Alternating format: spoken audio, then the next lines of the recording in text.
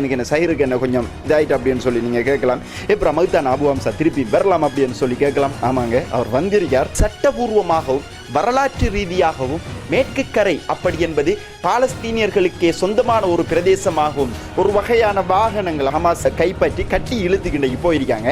அந்த வாகனங்களை நீங்கள் இதில் பார்த்து UNRWAயும் ஹமாஸும் கூட்டு சேர்ந்து வேலைகள் செய்கிறாங்க. ஏன்னா அவங்க ரெண்டு பேர் மாமா மச்சினன் தானே இஸ்ரேலில் பாசையில் செல்லணும் பண்ண சும்மா போய் அக்டோபர் 7ஆம் தேதி இஸ்ரேலுக்குள்ள பாஞ்சி தாக்குதல் நடத்தினாங்களோ அப்படி ஹெஸ்புல்லாக்களும் இஸ்ரேலுக்குள்ள ஊடுருவி திடீர் தாக்குதல் நடத்தக்கூடிய வாய்ப்புகள் இருக்கு அப்படிங்கிற உறுதி செய்யப்பட்ட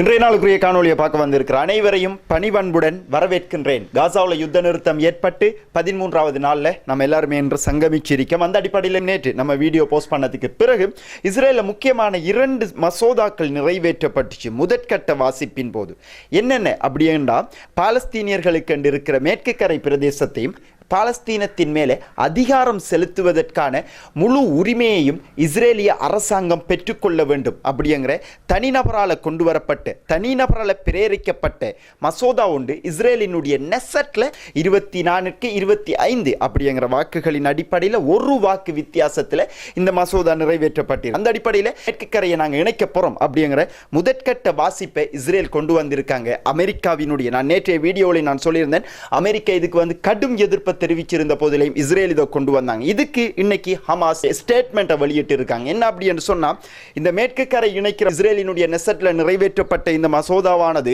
எதிரியினுடைய ஆக்கிரமிப்பும் காலனித்துவத்தினுடைய முக்கியமான வெளிப்பாடாகவும் இது காட்டுது. மட்டுமில்லாம 2024ஆம் ஆண்டு ICJ-யினால, அதாவது international courts of justice, united நேஷனினுடைய ஐக்கிய நாடுகள் சபையினுடைய நீதிமன்றத்தில் மேற்கு கரை அப்படி என்பது பாலஸ்தீனர்களுக்கே சொந்த ஒரு நிலமாகும் அப்படி என்று மேற்கு கரையை ஏற்கனவே பாலஸ்தீனத்தினுடைய ஒரு நிலப்பரப்பென்ற முதற்கட்ட தீர்ப்பையும் ஐநா வழங்கி இருந்துச்சு அப்படின்னு சொல்லி யார் சொல்லியிருக்கா?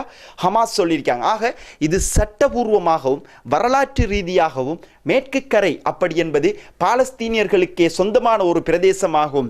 ஆகவே இதற்கு எதிராக OIC, அதாவது ஆர்கனைசேஷன் ஆஃப் இஸ்லாமிக் கமிட்டி அப்படிங்கிற இஸ்லாமிய ஒத்துழைப்பு நாடுகள் இதுக்கு எதிராக உங்களுடைய கூட்டறிக்கையை வெளியிடணும் அப்படின்னு சொல்லியிருக்காங்க. அது மட்டும் இல்லாமல் அரபு லீக் இதுக்கு எதிராக உங்களுடைய கூட்டறிக்கையை வெளியிடணும். அதே போன்று யுனைடெட் நேஷன் இதுக்கு எதிராக உங்களுடைய கூட்டறிக்கையை வெளியிடணும் அப்படி என்று சொல்லியிருக்காங்க. அறிக்கை வெளியிடணும் சொன்னது சரி ஹமாஸ், ஆனால் அதை யாருக்கிட்ட சொல்லணும் அப்படின்னு சொல்லி உங்களுக்கு வளங்களையே கடந்த 2 வருஷமா 67,000க்கு மேற்பட்ட உயிர்களை நீங்க இழந்திருக்கீங்க. காசாவுக்குள்ள 67,000 உயிர்கள் இழக்கும் வரைக்கும் 1,40,000 மக்கள் படுகாயமடைந்து காசாவுக்குள்ள மரணிக்கும் வரைக்கும் ஆயிரக்கணக்கான மக்கள் கட்டடங்களுக்குள்ளே இடிபாடுகளுக்குள்ளேயும் காணாமலாக்கப்பட்டிருக்காங்க. இன்னைக்கு காசாவினுடைய சுகாதார அமைச்சகம் சொல்லியிருக்காங்க 10,000க்கு மேற்பட்ட மக்கள் காணல காசாவில் 2 வருட யுத்தத்தில். இவ்வாறு இருந்தும் இவ்வளவு இழப்புகளை சந்தித்தும் இரவு பகலாக பட்டணியால வாடியும் உங்களுடன் கைகோர்க்காத இந்த அரபு நாடுகள் இப்பொழுது உங்களுடன் கைகோர்க்குமா அப்படிங்கிறது பெரிய அளவில் ஒரு கேள்விக்குறியா இருக்கு. என்னத்தை நான் சொல்ல வரேன் அப்படின்னு சொன்ன, அரபு லீக்குகளுக்கிட்டையும் OIC கிட்டையும் கேட்கிற இந்த வேண்டுகோளை யூரோப்பியன் கண்ட்ரிஸ் கிட்ட வைக்கலாம். ஓகே, இவ்வாறான விடயங்களை ஹமாஸ் ஒரு புறம் வச்சு கொண்டிருக்கிற இந்த நேரத்தில் அல் குதுஸ் பிரிகேடினுடைய ஊடக பேச்சாளர் அபு ஹம்சா கடந்த காலங்களில் இஸ்ரேலினுடைய வான்வழி தாக்குதலில் கொல்லப்பட்டிருந்தார். அவரப்புறம் மீண்டும் வருவார் அப்படின்னு சொல்லித்தானே நீங்கள் கேட்கலாம். எனக்கு என்ன சஹிருக்கு என்ன கொஞ்சம் இதாயிட்டு அப்படின்னு சொல்லி நீங்கள் கேட்கலாம். இப்போ மௌத்தான அபு ஹம்சா திருப்பி வரலாம் அப்படின்னு சொல்லி கேட்கலாம். ஆமாங்க, அவர் வந்திருக்கார். எப்படி அப்படின்னு சொன்னால் அபு ஹம்சா அப்படிங்கிற அதே பேர்லேயே அல் குதுஸ் பிரிகேட் அவர்களினுடைய ஊடக பேச்சாளரை நியமிச்சிருக்காங்க. இது உத்தியோகபூர்வமான குதுஸ் பிரிகேடினுடைய செய்தியை இன்னைக்கு அவர் இந்த உலகத்துக்கு முன் வச்சிருக்கார் அப்படின்னு சொல்லலாம். அதாவது என்ன செய்தி அவர் சொல்லியிருக்கார் அப்படின்னு பார்க்கறதுக்கு முன்னாடி நம்ம ஒரு முக்கியமான விஷயத்தை பார்க்கணும். குதுஸ் பிரிகேட் சொல்ல வர விஷயம் என்ன, அபு ஹம்சா அப்படிங்கிற பேர்லேயே இன்னொருவரை ஏன் நியமிக்கணும் அப்படின்னு சொல்லி பார்த்தோம் அப்படின்னு சொன்னால், நீங்கள் எத்தனை அபு ஹம்சாக்களை கொலை செய்தாலும், நீங்கள் எத்தனை சின்வார்களை கொலை செய்தாலும், நீங்கள் கொலை செய்யறதுக்கு மாற்றீடாக மீண்டும் மீண்டும் மீண்டும் வீரர்கள் உயிர் பெற்று எழும்பிக் கொண்டே இருப்பார்கள். ஹமாஸ் இந்த தகவலை வெளியிட்டு இருக்காங்க, நாம சொல்லலை. இந்த தகவல் அவங்க வெளியிட்டதை ஆதாரபூர்வமாக நம்ம உங்களுக்கு இதை வழங்கி கொண்டு இருக்கோம் அப்படின்னு சொல்லலாம். அந்த அடிப்படையில் அபு ஹம்சா ஹமாஸின் சார்பாக குதுஸ் பிரிகேடின் சார்பாக வெளியிட்டு இருக்கிற மிக முக்கியமான விடயம், மக்களினுடைய வரலாற்று ரீதியான சொந்த நிலப்பரப்பில் இஸ்ரேலிய ஆக்கிரமிப்பு ராணுவம் மேற்கொள்ளும் காலனித்துவ ஆட்சிக்கு எதிராக, ஆக்கிரமிக்கும் நடவடிக்கைக்கு எதிராக, எங்களுடைய மக்கள் சிந்தும் இரத்தத்திற்கு எதிராக, எங்களுடைய மக்களினுடைய சுதந்திர காற்றிற்காகவும் நாங்கள் எங்களினுடைய போராட்டத்தை ஆரம்பித்தோம். அல் அக்ஸா எனும் வெள்ளப்போர் அக்டோபர் 7ஆம் தேதி ஆரம்பிக்கப்பட்டிருந்துச்சு. அன்று முதல் இந்த நிமிடம் வரை நாங்கள் இந்த போரில் உறுதியாக இருக்கின்றோம். அதே மாதிரி இந்த போர் நிறுத்தத்தையும் நாங்கள் உறுதியாக பின்பற்றுகின்றோம். அதே மாதிரி கடைசி ஒரு முக்கியமான விஷயம் ஒன்று சொல்லியிருக்கார் அபு ஹம்சா, ஹமாஸ் தொடர்ந்து போராடும், எத்தனை வருடங்கள் எடுத்தாலும் பிரச்சனை இல்லை. இது கடைசி அவர் சொன்னதுக்கு அர்த்தம் என்ன அப்படின்னு சொல்லி நாம அதை கொஞ்சம் விவரித்து பார்த்தோம் அப்படின்னு சொன்னால், யுத்த நிறுத்தத்தை நாங்கள் பின்பற்றோம், நீங்கள் யுத்த நிறுத்தத்தை மீறினால் நாங்கள் அதுக்கு மேலாலை மீறுவோம், உங்களுக்கு மாறி அடிச்சு கேரிப்போம். நீங்கள் பணைய கைதிகள் எடுத்தாலும் பிரச்சனை இல்லை, எடுக்கலைனாலும் பிரச்சனை இல்லை, நாங்கள் உங்களுக்கு அடிப்போம் அப்படிங்கிறத தான் அவங்க இன்றைக்கி சொல்லியிருக்காங்க. எந்த தைரியத்தில் சொல்லியிருக்காங்க அப்படிங்கிறத எதிர்காலத்தில் தான் நம்ம பார்க்கணும். ஓகே, அபு ஹம்சா ஒரு பக்கம் இவ்வாறான கருத்துக்களை சொல்லிக் கொண்டிருக்கக்குள்ள காசாவில் உளவாளிகள், அதாவது இஸ்ரேலால் வளர்க்கப்பட்ட கொஞ்சம் பேராக்கள், ஒரு 0.001% ஆக்கள் வந்து இப்போ காசாவுக்குள்ள இருக்காங்க. அவங்களை பிடிச்சி ஹமாஸ் அடிச்சு விரைச்சு கொண்டிருக்காங்க காசா விட்டு. அந்த அடிப்படையில் இன்னைக்கு ஒரு வகையான வாகனங்கள் ஹமாஸ் கைப்பற்றி கட்டி இழுத்துக்கிண்டைக்கு போயிருக்காங்க. அந்த வாகனங்களை நீங்க இதுல பார்க்கலாம். உளவாளிகளுக்கு எதிராக காசாவுக்குள்ள எந்த அளவுக்கு பலமாக ஹமாஸ் இருக்காங்க அப்படிங்கிறதையும் இது நமக்கு காட்டுது அப்படின்னு சொல்லலாம். இது ஒரு புறம் இருக்கக்குள்ள ICJ நேற்று முக்கியமான தீர்ப்பொன்றை வெளியிட்டாங்க. என்ன அப்படின்னு சொன்னா, UNRWA காசாவுக்குள்ள உங்களுடைய பணிகளை செய்யக்கூடாது அப்படின்னு இஸ்ரேல் ஏற்கனவே தடை விதிச்சிருந்தாங்க. என்ன காரணம்? UNRWA ஹமாஸும் கூட்டு சேர்ந்து வேலைகள் செய்யறாங்க. ஏன்னா அவங்க ரெண்டு பேரும் மாமா மச்சினன் தானே, இஸ்ரேல் பாசியில் செல்லணும், சும்மா போய் எல்லாம் போய் சும்மா இஸ்ரேல் வந்து காசா மக்களுக்கு நிவாரண உணவு போப்படா அப்படின்ற காரணத்துக்காக தான் இஸ்ரேல் இந்த வேலையை காசாவுக்குள்ள UNRW போன அவங்களுக்கு சாப்பாடு வைத்திருமே, தண்ணி குடிச்சிருவாங்களே காசா மக்கள், அதை செய்யப்படா. அதுக்காக UNRWA காசாவுக்குள்ள என்டர் ஆகிறது இஸ்ரேல் முற்றிலுமாக தடை செஞ்சிருந்தாங்க. ஆனா இப்ப ICJ இவங்க காசாவுக்குள்ள போகணும் அப்படின்னு சொல்லியிருந்தாங்க. பட் இன்னைக்கு இஸ்ரேலினுடைய மூத்த அதிகாரி ஒருவர் கான் ஊடகத்திற்கு ஒரு செய்தி ஒன்று வழங்கியிருக்கார்.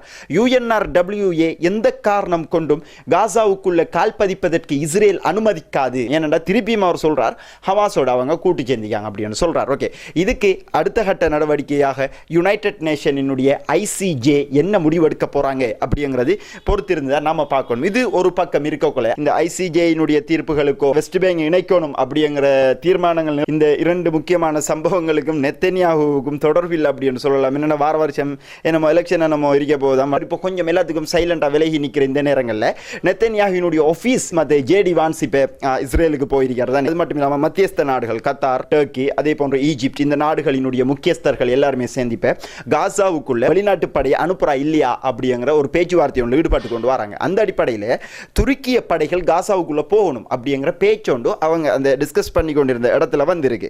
உடனடியாக நெத்தன்யாஹுவினுடைய ஆஃபீஸில் இருக்கிறார்கள், நெத்தன்யாஹு சார்பானவர்கள் அந்த இடத்துல சொல்லியிருக்காங்க என்ன அப்படின்னு சொன்னா, துருக்கிய படைகள் ஒரு காலமும் காசாவுக்குள்ள போப்படா, அப்படி போனால் அது ஹமாஸுக்கு பிளஸ் பாயிண்ட் ஏற்படுத்தும், அது ஹமாஸுக்கு உதவக்கூடிய வகையில் அமையும். ஆக துருக்கிய படைகள் ஒருபோதும் காசாவுக்குள்ள செல்றதை நாங்கள் அனுமதிக்க மாட்டோம் அப்படின்னு சொல்லியிருக்கார் நெத்தன்யாஹு.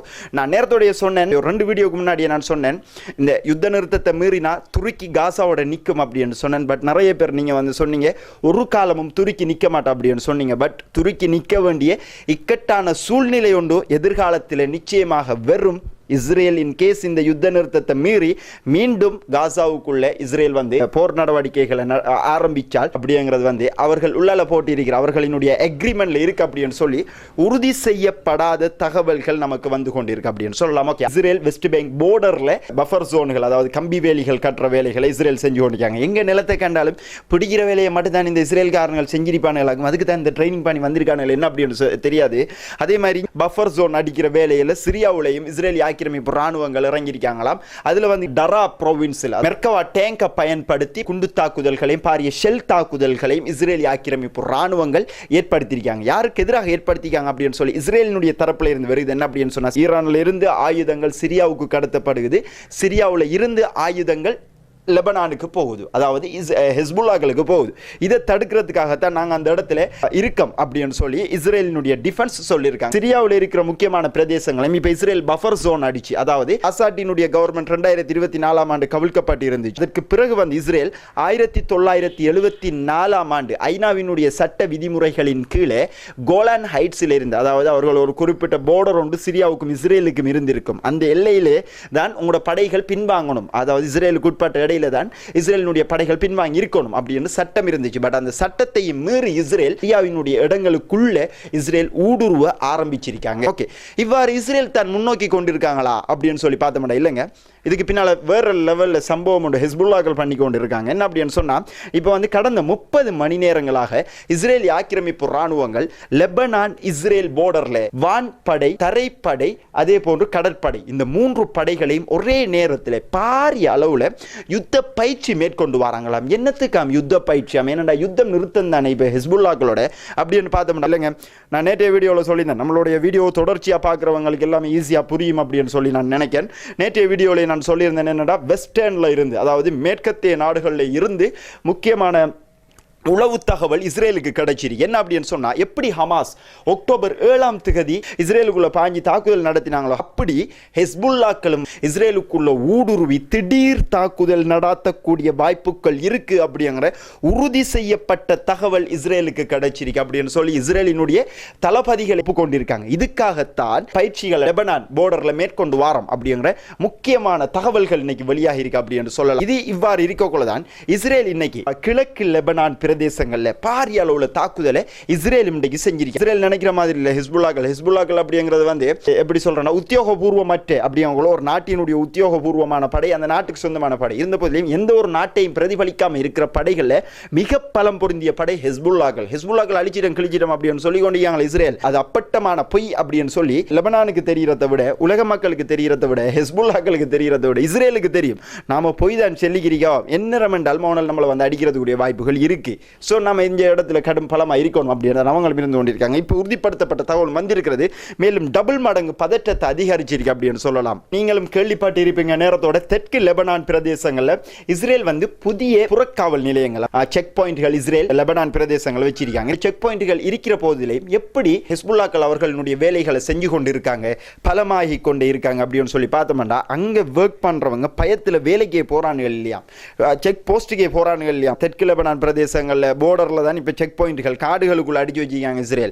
என்ன ஹிஸ்புல்லாக்கள் எதுக்குள்ள வந்து தூக்கிடுவானு தெரியாம பயத்தில் அவர்கள் போறானுங்க, ஒழுங்கா வேலை செய்யறானுங்க இல்லையா அப்படிங்கறத இஸ்ரேலினுடைய தளபதிகள் உறுதிப்படுத்தியிருக்காங்க. ஓகே, இது இவ்வாறு இருக்கோல பிராந்தியத்திற்கான உயர் மூலோபாய 11வது குழு கூட்டத்தில் கத்தாரும் துருக்கியும் எர்தோகானும் சேர்ந்து ஒரு முக்கியமான ஒப்பந்தம் ஒன்றுல கைச்சாத்திட்டு இருக்காங்களாம். இந்த ஒப்பந்தத்தை பொறுத்த வரைக்கும் வர்த்தக ரீதியான ஒப்பந்தமாக இருந்தாலும் குறிப்பாக கத்தாரினுடைய பாதுகாப்பு அமைச்சகம், அதே போன்று துருக்கியினுடைய பாதுகாப்பு அமைச்சகம், இந்த 2 பாதுகாப்பு அமைச்சகமும் சேர்ந்து ஒரு ஒப்பந்தம் ஒன்றை பண்ணியிருக்காங்க. இது திரைமறைவில் நடந்த ஒப்பந்தமா இருக்கு. என்ன வகையான ஒப்பந்தம் அப்படின்னு தெரியாத ஒரு ஒப்பந்தத்தில் இவங்க கைச்சாத்திட்டு இருக்காங்க. அது மட்டும் இல்லாம இந்த 2 நாடுகளும் பல ஆயிரக்கணக்கான கட்டிட இடிபாடுகளை நீக்கிற மெஷினரிஸ்களை இப்ப காசாவுக்குள்ள கொண்டு போறதுக்கு ஆரம்பிக்கிற அடுத்த கட்ட பேச்சுவார்த்தைகளையும் அவங்க ஈடுபட்டு இருக்காங்க அப்படிங்கிறதும் குறிப்பிடப்பட வேண்டிய விடயங்கள் ஒன்றாக கத்தாரும் துருக்கியும் போட்டுக்கொண்ட இந்த ஒப்பந்தம் சம்பந்தமா நீங்க என்ன நினைக்கீங்க அப்படிங்கறத கீழே கமெண்ட் செக்ஷன்ல கமெண்ட் பண்ணுங்க அப்படின்னு சொல்லிக்கொண்டு இன்றைய நாளுக்கான முக்கியமான தகவல்கள் எல்லாத்தையும் இந்த வீடியோல நம்ம உங்களுக்காக ஹெட் பண்ணிருக்கோம்.